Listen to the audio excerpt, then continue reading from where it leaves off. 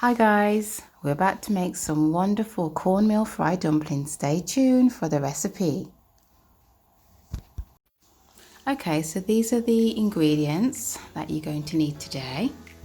So we have some self-raising flour, some oil to fry, we have some coarse cornmeal flour, but you can use the fine one, which I normally use. It's less grainy. We've got some sea salt, some baking powder and some butter.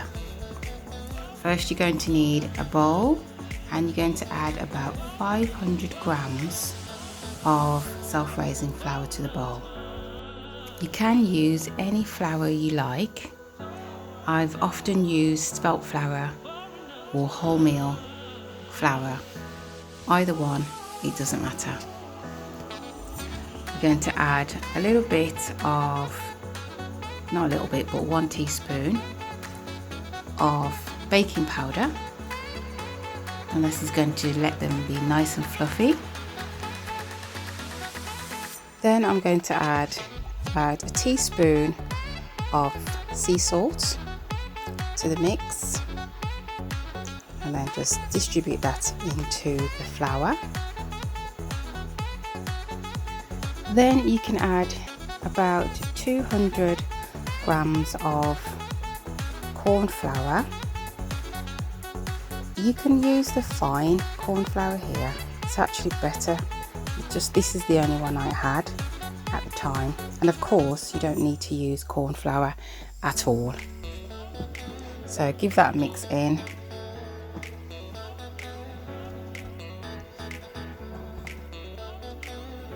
Right, so you're going to add about a good knob of butter into the mixture, and this is going to make your dumplings super crumbly and moorish.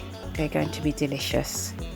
We'll never leave the butter out again after this. This is so amazing. So just distribute the butter into the flour and try and get all that butter mixed in to get a nice breadcrumb texture.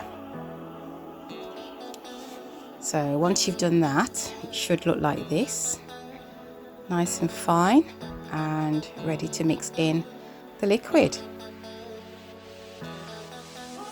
Right, so I've got about 200 or so milliliters of just regular tap water, and I'm going to add a little bit at a time. Now I'm going to use the end of my wooden spoon so that the mixture doesn't just clog up the spoon. So this is the best way to do it. I've cut it there because I'm trying to do it one-handed and it's just not working. So I'm going to have to put the camera down and magically there you have it, all mixed in, nice and soft. So I'm going to add a little bit more flour. This is what I've got left over, so it was about just under 200 milliliters. So it's a lovely soft dough, as you can see. Just got to knead that for just a minute or so. Don't over knead it because otherwise you're going to get really tough dumplings.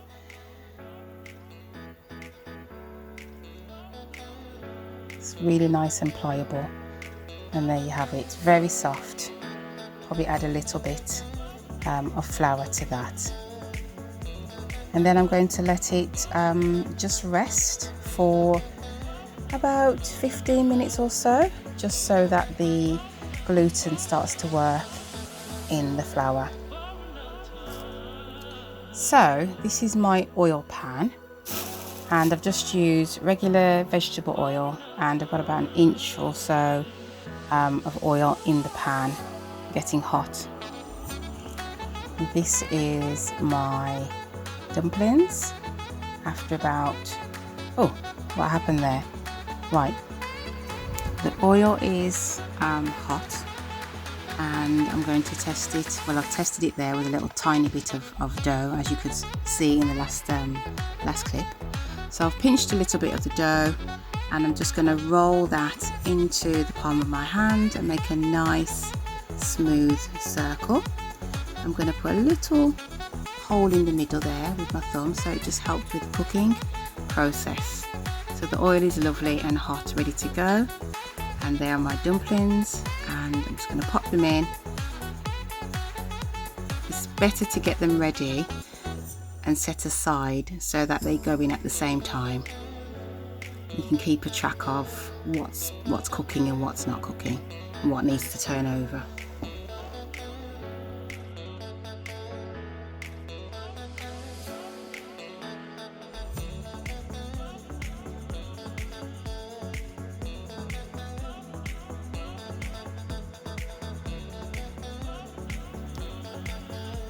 So this was the little baby one that I started with. This was my tester dumpling. I'll have that one in a little bit. And so this was the first one that I put on. And as you can see, it's really golden brown. And you've got to make sure you turn the dumplings regularly, so they don't just go really dark on the one side. Keep that even colour. And I'm going to, sometimes I use this technique whereby I just cover the pan, and it just kind of gives it that oven environment, and it helps to puff up the dumplings as well.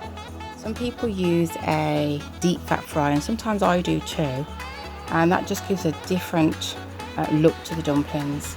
But this is a more traditional way, Caribbean way of doing the fried dumplings. As you can see, they're all golden brown underneath, and once they're done on the base, then we'll turn them on their sides and brown all around the edges as well.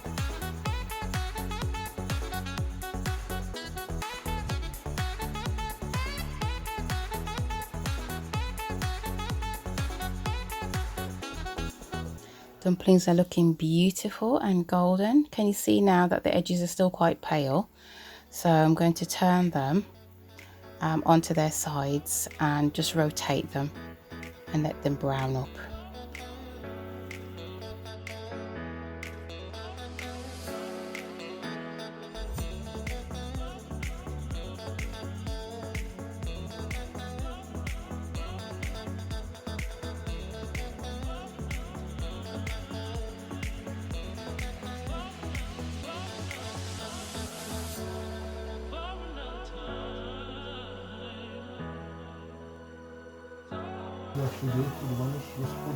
Right, the dumplings look ready to go, all nice and golden brown, as you can see there.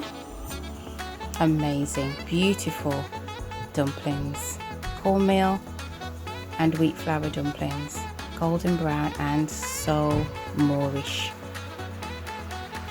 Look at the fluffy texture on the inside and a crispy outer shell.